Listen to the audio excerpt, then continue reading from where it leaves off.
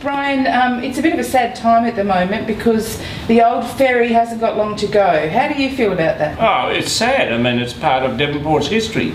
I mean, the city was built on the river, and without the ferries, I mean, they've been running like 160 plus years that we know of. It's recorded. How old's this particular ferry?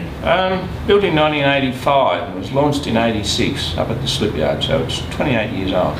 It's still sound in the hull, you were saying? Yeah, it's quite solid, it's quite reliable, and you know, it's running 5 days a week, so there's no problem with it. It needs a bit of mechanical work, I understand. Yeah, the engine needs a little bit of work, gearbox, but I mean, it's just running. Ongoing maintenance? It's ongoing, it's just something that... How long have you been sailing the Trans-Mersey ferry? I've been driving for about 8.5 years. Okay. And what's it like? What's the job like? Good. Best job I've had. Okay, why do you like it? Well, it's on the river. I spent a lot of years crayfishing, fishing, so I was away from home for weeks at a time, but now I'm home every night. It's close to home. I've only got a few kilometres to drive and I'm here. You were saying it's weather dependent, so does it get a bit hairy in the winter on bad days? Can do. With the tide running out against the wind, it can be a little bit of a roll coming up the river, but it's, yeah, I mean, you get used to driving it. It's quite workable. Does it get cold on here, or? Can do. You have to rug up? Yeah, you have to rug up. So what do you think the solution is to the problems the ferry has? I think it just needs to be advertised a bit more, probably, and promoted a bit more. I mean, we get a lot of kiddies, people bring their grandkids and their kids down for trips on the river and school holidays. A lot of tourists in the tourist season.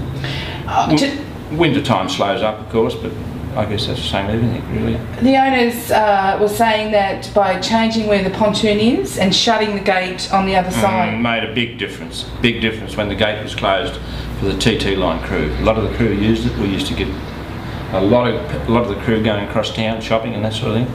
When the gate was closed, about 3 years ago, dropped off. 3/4 of them stopped coming across. And do you think it needs to be back where it was, or up at Muscle Yeah, Rock? The pontoon was in a better spot. It's now a couple hundred metres further up the river. It's further to go across. Each trip's further, using more fuel. It's harder to see, people waiting on the opposite side.